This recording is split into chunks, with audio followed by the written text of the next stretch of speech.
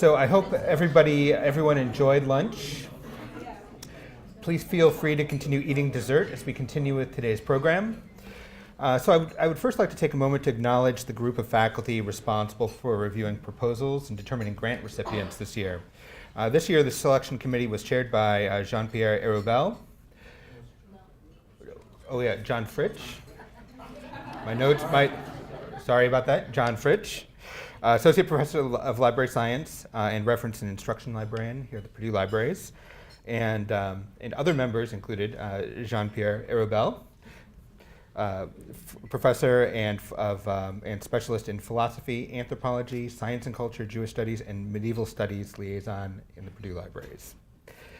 Catherine Dosan, associate professor of art history, in the Department of Art and Design, College of Liberal Arts at Purdue.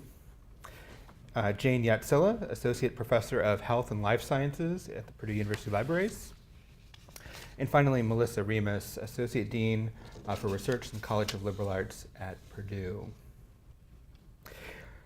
So this year, the Library Scholars Grant Fund was able to award 5 faculty members to assist in their research. So I'd like to take the time to recognize this year's recipients. So first is Brett Crawford, assistant professor in the Department of Technology, Leadership, and Innovation. And Brett was awarded $4,000 to travel to Montana State University to conduct archival research using the Trout and Salmonid Special Collection. The research aims to explore how environmental associations have contributed to the shifting identity of anglers, moving away from harvesters of trout and salmon populations and towards stewards of cold water fisheries. Crawford plans to focus on photographs and unpublished manuscripts that detail early thought on river conservation and catch and release philosophies. The intended dissemination of the research is twofold. First, organizations and individuals commonly use images to portray human impacts on the natural environment. We know far less about what we would learn about the changing identities of people if we turn the camera around and track shifts in identity over time. So this archive includes a large number of photographs that will deepen our understanding of early 20th century anglers' identities and relationships with rivers. Second, Crawford has built out a large data set detailing the emergence and expansion of environmental associations such as Trout Unlimited and special regulations intended to manage trout and salmon populations throughout U.S. Cold water fisheries. However, the archive at Montana State University includes a number of unpublished manuscripts written by the fathers of catch and release fishing that will further develop this research by capturing the origins of river conservation.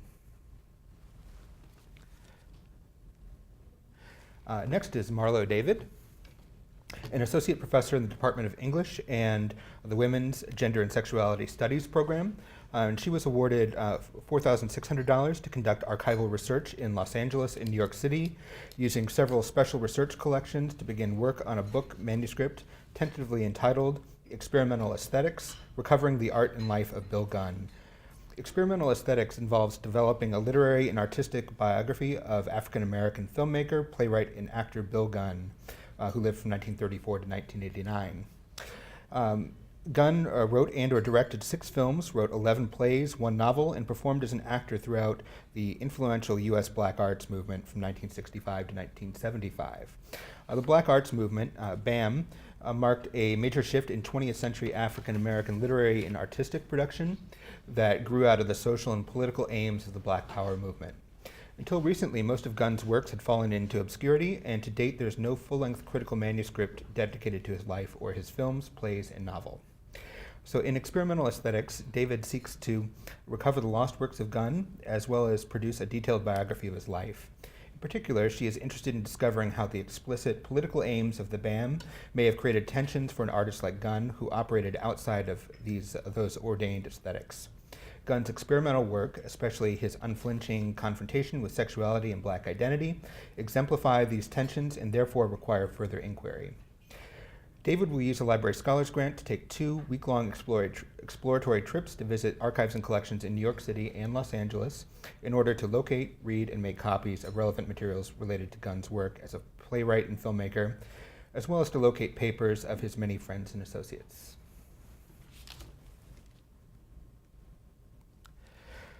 Our next honoree is Charlene Ellsby.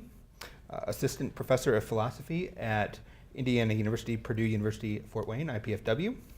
And she was awarded $5,000 to travel to the Husserl archives in Leuven, Belgium, to examine the original manuscripts of Edmund Husserl, and in particular those that provided the foundation for the text on the phenomenology of internal time consciousness. Elsby's research will focus on the concept of time in early phenomenology, how it appears to consciousness, and how it is constituted by consciousness. An examination of the phenomenological concept of time follows naturally from her previous work on the concept of aesthetic genesis in phenomenology, which examines how a robust human consciousness arises from more basic perceptions. From this research, she will produce a monograph proposal tentatively titled The Origins of Time in Consciousness and Consciousness in Time. The Library Scholars Grant will allow for 3 weeks to examine Husserl's manuscripts and how they were edited by his assistants Edith Stein and Martin Heidegger. Husserl's published work on the concept of time has undergone significant modifications from the manuscripts, which are collected under the name of Time Constitution as Formal Constitution, and are housed in the Central Art Repository of the Archives in Leuven.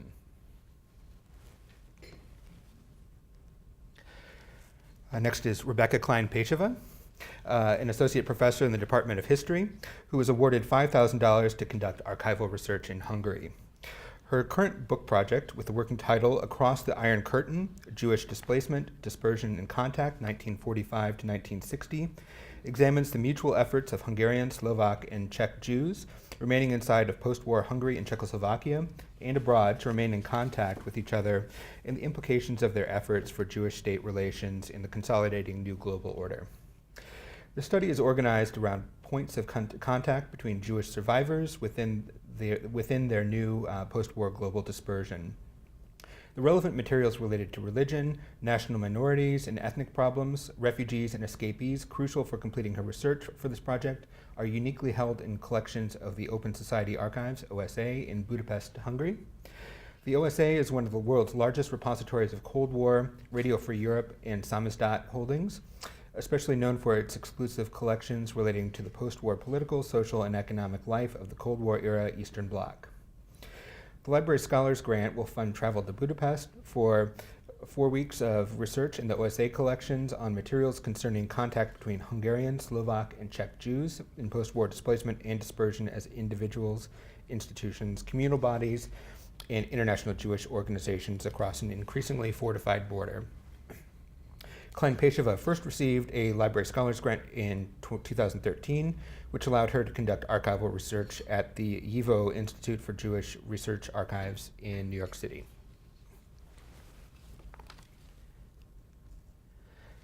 And finally, we have Sylvia Mitchell, Assistant Professor of Early Modern European History, who was awarded $5,000 to conduct archival research in Spain for an article-length project titled Anglo-Spanish Relations During the Regency of Queen Mariana of Austria, 1665 to 1675.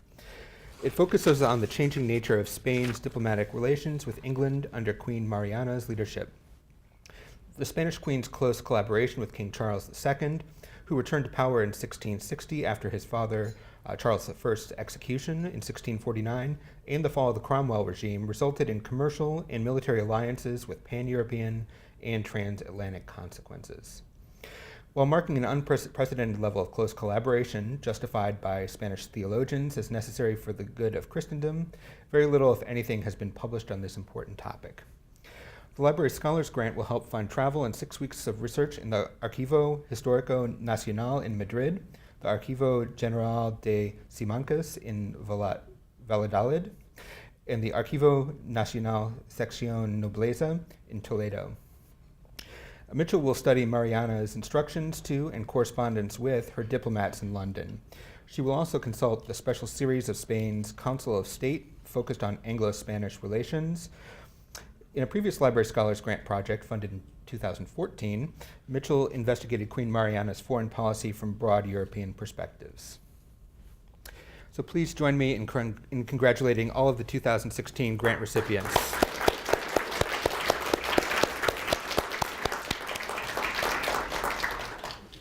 So we look forward to hearing more about your research and how the Library Scholars Grant was able to assist at next year's luncheon. So now I'd like to introduce today's presenter and one of our 2015 grant recipients, Dr. Kenneth Kincaid, Associate Professor of History at Purdue University North Central, who will share his research and travels. Please join me in welcoming Dr. Kenneth Kincaid.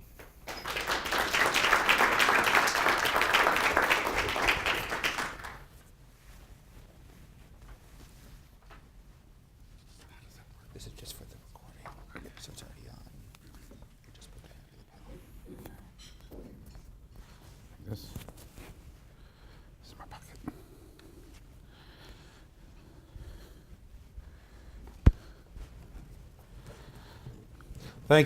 Thank you, Paul. First of all, I'd like to thank Purdue University Library, and the Library Scholars Committee, Grant Committee for supporting our research, for supporting working in areas of the world that sometimes it's hard to have access to and to get support for.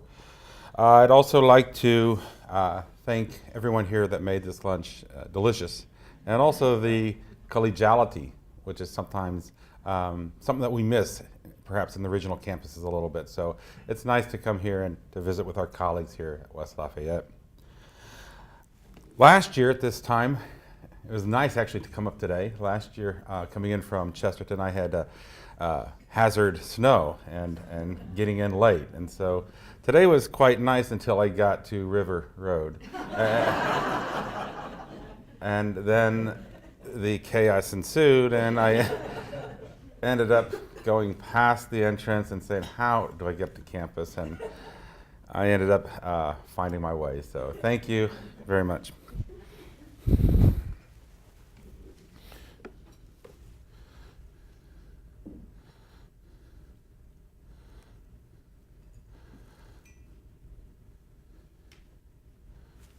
think that's right. Okay, good. I'm going to talk a little bit about my research, but mostly I'll talk about my research, what I'm doing with it, but also how the Library Scholars Grant allowed me to do research that I otherwise wouldn't have been able to do. And so I figured that would be the point here. I've done research in Ecuador, and by the way, this is all from Wikipedia or WikiCommons, so I made sure that it was open to everyone. But as we look at the area that I'm interested in is in outside of Quito. It's about an hour and a half by bus, 2 hours to the north, between Quito and Colombia. So, but the research archives were in Quito. So I did my research while in Quito, and I did it actually on two occasions. First was in July. I spent, I think it was 3 weeks there, and then I went back because I combined that with a sabbatical. I was able to go back after I looked over the documents and said, hey, I think there's something missing here, and go back and ask them to look at the archive again, but under some different keywords. And that worked out really well because we found some missing pages that we were looking for. So the area that I'm mostly interested in for this research, and this research is taking the shape of a social and ecological history of this lake, as well as an article that specifically focuses on an event that took place in the first week of January 1959. The lake is called San Pablo, or also called Imbacocha in Quechua, and the mountain behind it is Imbabura. It's a volcano. And so my research was focusing on what happened here in 1959, the first week. Now, for Latin Americanists, or people that are interested in U.S. foreign policy or international affairs, you all know what happened the first week of January 1959, as appropriately, the president is in Cuba. So the first week would be the Cuban Revolution. So in the backdrop of everything that's happening at this lake, there was also what was happening in Cuba as well. So my research focused on this lake, and frankly what it was an indigenous uprising over who had rights to control the shoreline of the lake, and the massacre of several indigenous people that occurred right after. So I had read this story, but I'd never read anything that focused specifically or completely on it, I should say. I decided that it would be some good research to do. Again, I'd read it in passing, but I'd really not found anything, any monograph or anything like that that focused on this. So I thought this would be a really good research project, but it was and it wasn't, as is often the case. It was in the sense that I would find every now and then references to what happened, but I never really found the court case, or I never really found something larger than that. So one of the things that I asked for and I applied for in the Library Scholars Grant was funding to go to the Supreme Court Archives. Now, when you go to another nation's Supreme Court Archives, you assume that it could be pretty tight to get in, and it was. It had to show my credentials and everything, but once I was inside, they were more than happy to help me. And so I'll get to that story shortly, but that was like the main focus of what I wanted to do, was to look at what happened in 1959 and why it happened. So in the way, this really goes with a thesis that I'm trying to develop in my research. Now, in terms of Native peoples, if we look at the historiography on Native peoples in most of Latin America, it probably reads the same way, that Native peoples were perceived as either backwards or savage. They were viewed in the Amazon, for example, people that were resistant to religion, stuff like that. In the highlands, they were oftentimes associated with dirty, sick. But the indigenous of Otavalo, the area that I did my research, were viewed differently. And in fact, they were praised for their attire, for their pristine white outfits and the traditional dress. And they were also great weavers. So in the area of research that I'm looking at, one of the things that we see very early on was the development of a market by municipal authorities. They were very interested in trying to bring modernity to these indigenous people and to promote it and to allow them to, how would I say, they would, to be good developers of how would I, let me rephrase this. It would allow them to celebrate their folkloric identity, that's the word I'm looking for, but at the same time to demonstrate that, hey, this is what Native peoples of Ecuador are like, and hopefully bring tourists. So this was the hope, and in some ways it really has worked. If any of you have been to Ecuador, and if you've been to Otavalo, most people are really struck by how nice the market is and how big it is. And Native peoples have done fairly well, or pretty well, in the market. But that's only for the urban Native people. So my focus is really in the rural areas. And in the rural areas, there are different sets of values than their counterparts. And this is where the municipalities and this is where state authorities have always had a problem. They've done pretty well in promoting a modernity idea amongst the people in the cities, but in the countryside, perhaps not so much. So Native peoples have tried to embrace their traditional relationship to Lake San Pablo in ways that municipal and state leaders have tried to change. In the 1860s, Frederick Hauserick, the U.S. ambassador, actually saw Lake San Pablo and he commented on it. And if you don't mind me reading a little bit of it, just to give you that context and why I think it was so important for people to, or at least for people that subscribe to a Western modernity idea, that they do something about the lake. So he writes about the lake: no grove, no forest relieves the wandering eye. The noises of railroads, sawmills, or steamboats are listened for in vain. All is silence below. Not a boat, not a sail, not even a canoe ruffles the waters of the melancholy lake. Not a coach, not a wagon enlivens the deserted highways. The cattle slowly moving along the shores or on the hills are the only evidence of life the scenery presents, but it is a gloomy life of the brute, and there are no vestiges of the active, struggling, intelligent life of enterprising man. And so my interest is, what did Ecuadorian officials do to try to change this perception of a lake? And so my research is on how people have tried to modernize the landscape. And my long-term research in my manuscript is kind of a chronology of this, of a social and ecological history of that lake, where I document several different cases of this. And so as we look at progress, we look at progress for whom, and again, in looking at other archives, and this was on other research, I found that there were efforts to create hotels and a lakeside road and sailing and fishing. They wanted to use the lake for hydroplanes. The Air Force wanted to use it for that. They also wanted to use the water that left the lake for hydroelectric plants. There were eucalyptus projects all along the lake as well, and hacienda expansion was also seen at the lake. And none of this actually helped native peoples that lived along the lake, but it was all designed to modernize the lake as well as to hopefully promote tourism. Those were the keys there. So this is what we see all through the early 20th century. Now, the social and ecological impact was, well, native peoples who used the shoreline of the lake to harvest totora. Now, totora, for a lot of people that don't know it, it's like a cactus, it's a reed that when it dries you can weave fairly easily. And so native peoples use it all the time. But it's also part of kind of group work efforts, mingas. And so they would all go out together. So once they start losing the shoreline, they have less access to these totorales, as you would call them. So there is an ecological impact as well as a social impact. Now I'm going to focus, I'm not going to read this whole thing, but the one thing that really stood out to me was this long time tension between authorities in this area of Otavalo and Lake San Pablo and the native peoples that live in the proximity of the lake.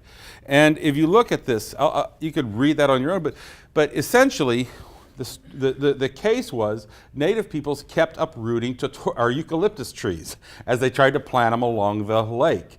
And they were like, why do they keep uprooting them? This is going to make the lake more beautiful. In fact, they called them proyectos de embellecimiento, which are beautification projects. So that's what they thought they were doing. But native peoples kept uprooting the trees, carrying them off. And this final line, as we're looking at the authorities, is really interesting. It says all indigenous are in opposition to these projects.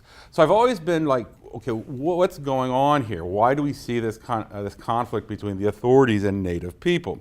Well, the best example of this happens in 1959.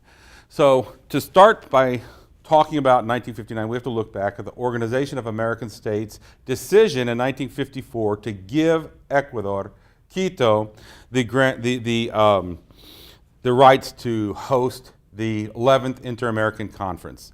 Now, Ecuador was not at all ready for a conference of this magnitude. By no means. They didn't even have a building to have their congressional meetings. So they actually met at a theater up until 1959. So not only did they not have hotels or enough hotels or electricity in all parts or transportation, they didn't even have a place for Congress to meet.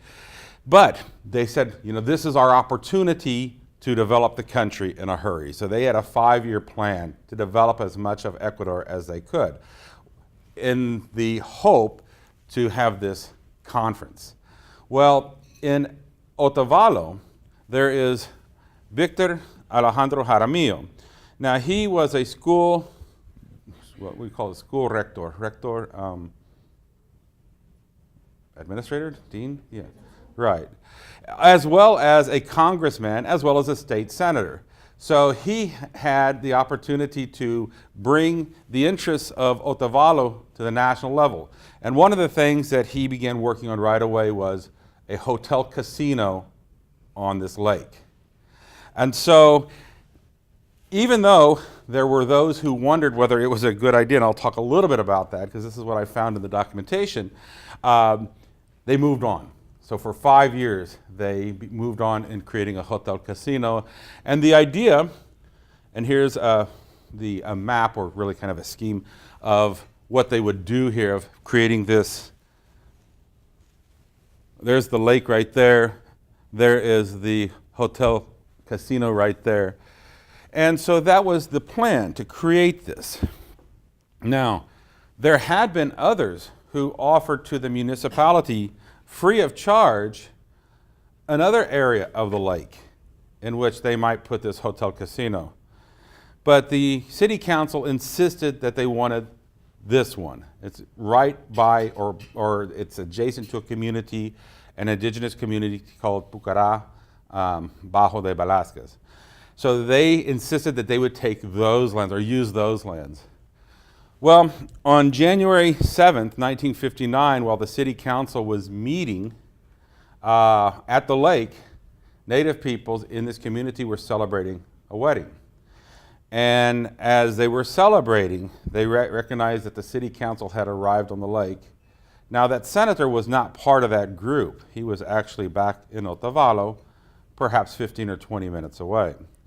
And so the Native peoples began saying, what are you doing here? You don't have the right to these lands. We haven't negotiated anything yet. Now, to be quite honest, the president of this council had been complaining to the national authorities in Quito for about 4 or 5 months that he assumed that the city was going to try to take their lands illegally. So on January 7th, as they were meeting, Native people began protesting. Stones and rocks were thrown.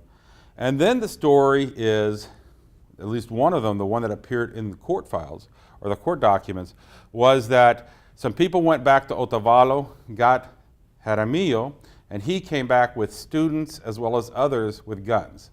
And after that, there was a bloodbath where several were injured, 5 were killed, and 20 or so Native peoples were detained.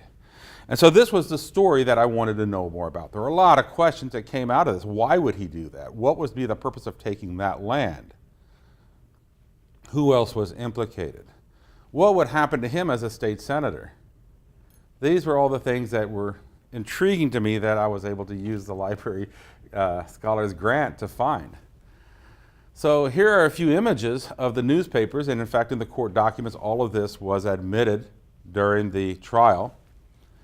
You see some of the police there at the lake the following day, some of the Native peoples that were actually apprehended, and there's some others as well.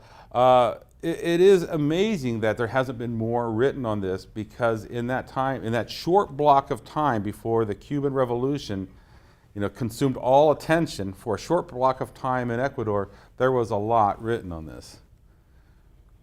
So here are some of those who were charged with the massacre of the indigenous people. Now, he, being a state senator, argued that he could not be, and this came through in the documents as well, that he could not be charged with a crime because at that moment Congress was not in session, and there's some law in Ecuador that says if Congress is not in session, then senators or congresspeople cannot be charged with a crime. And so he tried to use that. The Supreme Court decided that they could charge him after all. And in fact, he agreed to the court case as well because he wanted to clear his name, he said. So the Attorney General presented charges against Jaramillo for the deaths of 5 indigenous people, and so they decided to go through with the case. Now, unfortunately, in the way documents are stored, we sometimes don't know exactly how everything ended, except if we find something later. But we do know that the charges were dropped. We don't know exactly what were all the reasons why, but they did drop the charges. From what I've found in basically the last few documents, that Native people just got tired of the case. That it was going nowhere, it was too costly, and after a while they were like, we can't continue to keep going back to Quito and to testify. So it seems like they just decided to discontinue this case against the senator. So in some of the research I did, I met with, this is in Quito, this is the Archivo de la Asamblea Nacional de Ecuador, and I met with Silvia Cumandes Narvaez Quiñones, and she is the director of the archive. And she does have, and they've been working really hard on this, they have been able to digitize basically in their congressional records, they've been able to digitize acts, plenary session, a little bit of that, but they don't get like the day-to-day papers. And so those are actually boxed elsewhere. So they don't have those digitized. So if I went there and I said, look, I noticed in your documents that you have a, that the Congress met and they debated whether he should be charged or not, whether Jaramillo should be charged or not. Can I find that? And they said, yes, those documents exist. I was like, yeah, great, this it works. And then they showed me 20 boxes, and they said, this is month 1 of 1959 they said, you can work through them.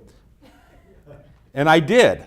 Every day I showed up with a mask and gloves, and every day, page by page, I went through it and digitized myself. There was no organization, but in doing so, and I know this is not the ideal way to do research, but in some areas, this is what you have. This is what you have to work with. They had to deal with a fire about 6 years ago, and they were able to save almost all their documents, but there had been some smoke damage. And so they were able to get money from the government to buy some special boxes to preserve them, but they lost a lot of the organization that had existed before. Anyhow, Sylvia and also Victor Sanchez, they were the two that gave me access, and they didn't really want to. They said, most of the people that go there, they give them the CD that they have, and they said, there you go, this costs a certain amount, and we're usually pretty happy to get that.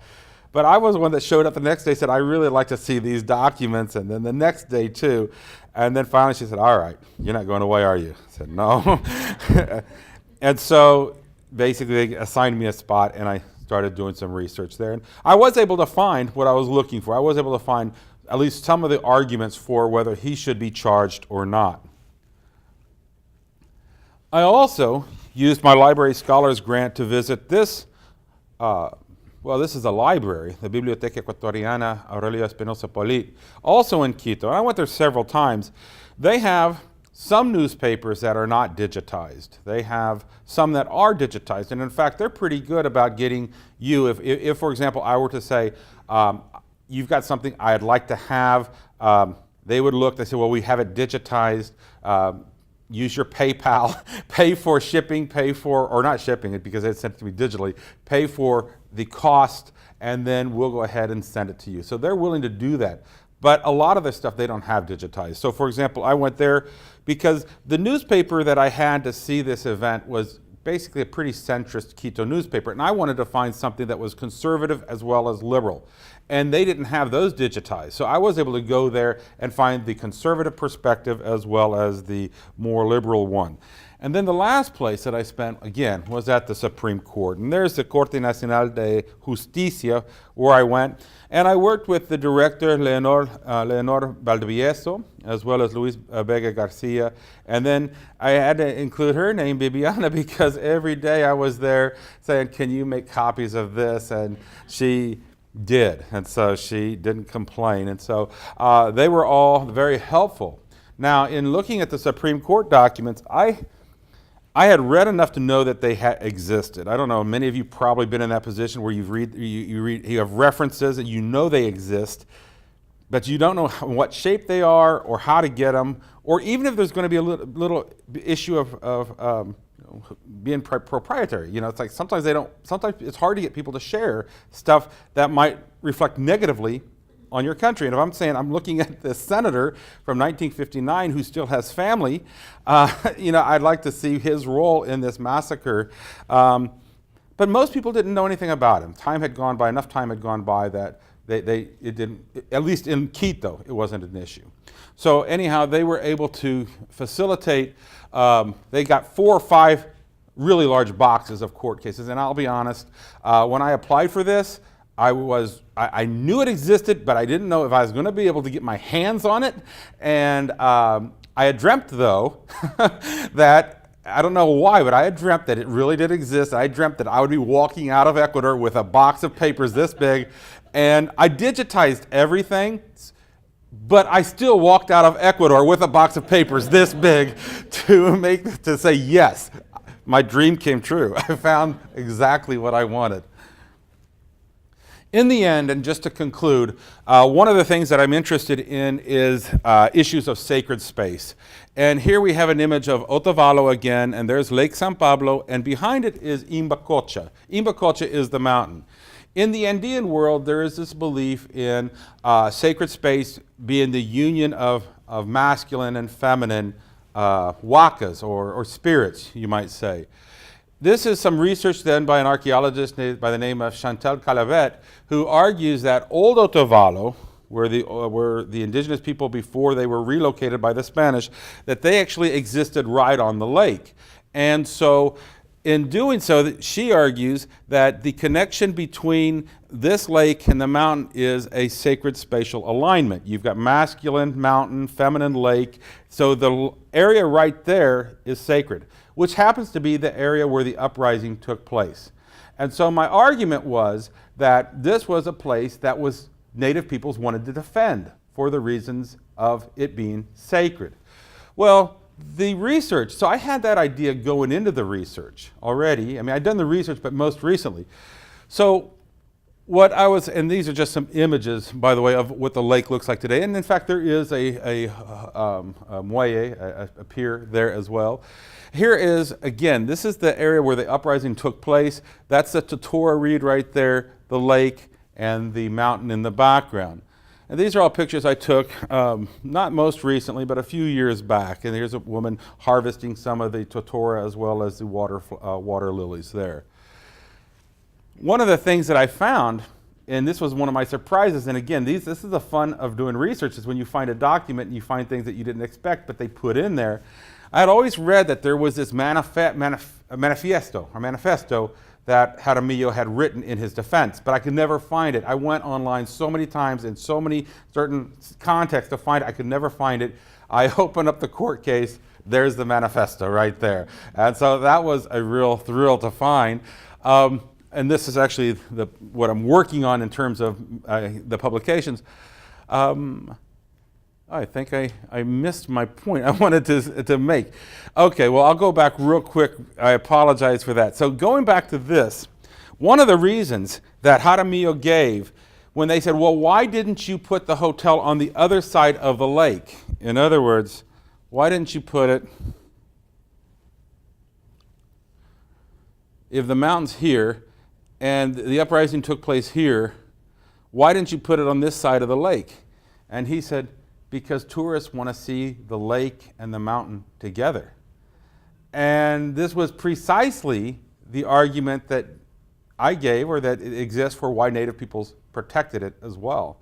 So this came from the documents as well, which really supports my thesis. And so for that, I'm very grateful to the Library Scholars Committee for helping me go to Ecuador and do research. So thank you.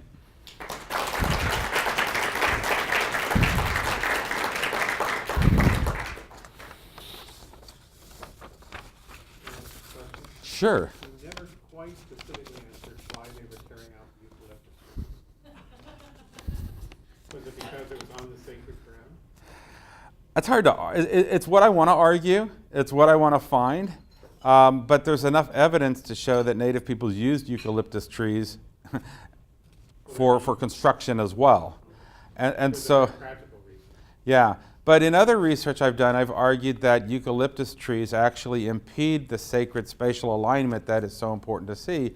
And in that research, I actually have a lot of visual, a lot of images showing that if this is a sacred spot here and you're standing here and there's a 30-foot eucalyptus tree there, you cannot see the mountain. And so it's an argument that I haven't found the documentation, because the problem with a lot of research or with Native peoples is you don't really find very rarely do you find Native peoples making an argument in the documents. You tend to find every now and then an attorney representing them, but very rarely do you find actually a Native person in this part of Latin America articulating a belief like that. So what you can find, though, are perhaps some journalists or some other people writing about why they might have done that, but I haven't found that yet. So. But that's what I was looking for. To what extent was this event covered by U.S. government resources, like the State Department's foreign relations to the U.S. or the CIA? You see, these are the things that I really need. And in fact, there is another part of research that has me going to Washington to look for this as well. Because I've looked for it online and I have not found hardly anything. Disappointingly so, because one of the arguments, they never had the conference. The conference that basically these people died for, the conference was never held. They postponed it. Then it became issues between Peru and Ecuador. Then it was that they didn't have the entire infrastructure ready for the conference. They never held it. They ended up canceling it. And so I wanted to go online to find what was Washington saying about this. And I haven't found that yet. There's part of me that thinks that they probably did, but in that time, I mean, think of January 1959, what would they be really focusing on? They'd be focusing on Cuba at this time. And I will point out that one of the things that's fascinating are the conservative newspapers thinking that the communists were involved in this. Right away, they believe that there's agents that are involved in this uprising. So, anyhow, any other questions? Yes. Excellent. So I'm from the library, so I'm interested in the keyboard strategy you were talking about. But before that, if you talk to any other people who would still remember it, it's 50 years, so there still might be some local knowledge among the indigenous Right. people. Right. I had one person who sold me a necklace for my wife. I bought in Quito. And I said, you know, ¿de dónde eres? And she said, soy de Pucarabajo de Velázquez. I said, are you serious? And so I said, so she said she's from that town.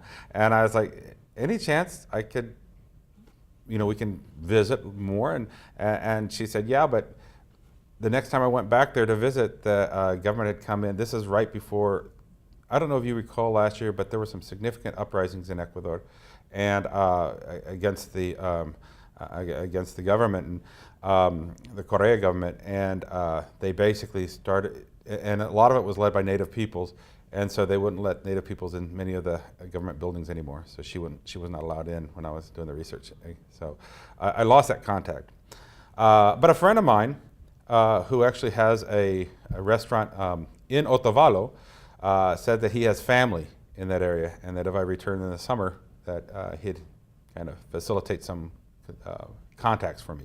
So I'm hoping that come June or July, I spend a couple of weeks there to try to do some interviews. And the keyboards, you mentioned that the original Search did provide some materials, and then you went back and you had different keywords to look for the rest of the materials. So what was the difference? What other keywords did you use? Oh, right. The keyword. So the first time I looked just for Jaramillo, and I looked for Lake San Pablo. I said, can you find the court case on Lake San Pablo, 1959, Jaramillo? And then they found something like, it was like 10 pages long. And then I said, any chance that you could look under the second person charged, with the idea that perhaps they didn't want Jaramillo's name to be in there. And then I got another one. And then I looked for two of the native women that were arrested. I said, can you check some of the people that were arrested as keywords? And then I found another document. And so it ended up being just finding the principal actors in this and asking them to look under that. And that's where we started finding some stuff. So it does speak to a lack of organization, perhaps, but it's also the persistence that you have to have in the archive sometimes, too. Can't give up in the archive.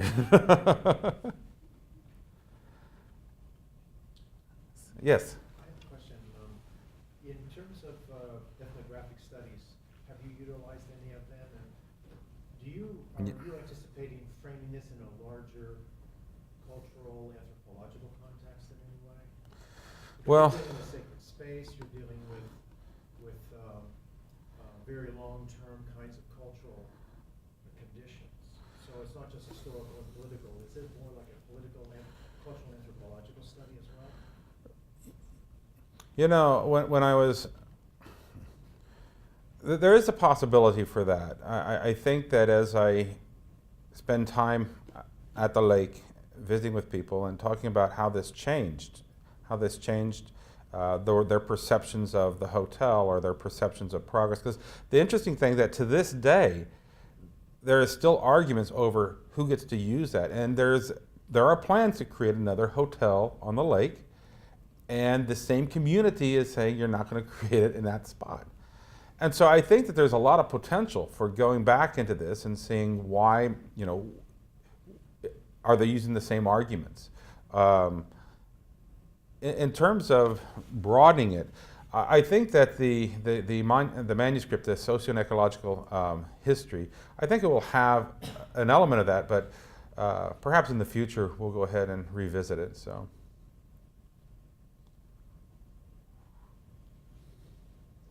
Okay. Thank you, Paul. Thanks a lot.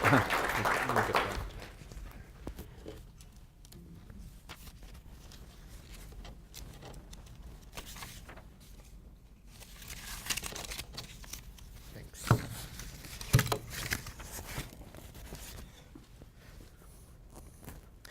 So that concludes our program for the day. So thanks again to our speaker and to all of you for coming. I do want to point out that on April 7th we will be having another presentation. There's more information on that on the reverse of your programs. So please try to attend that if you can. I think it'll be another great presentation.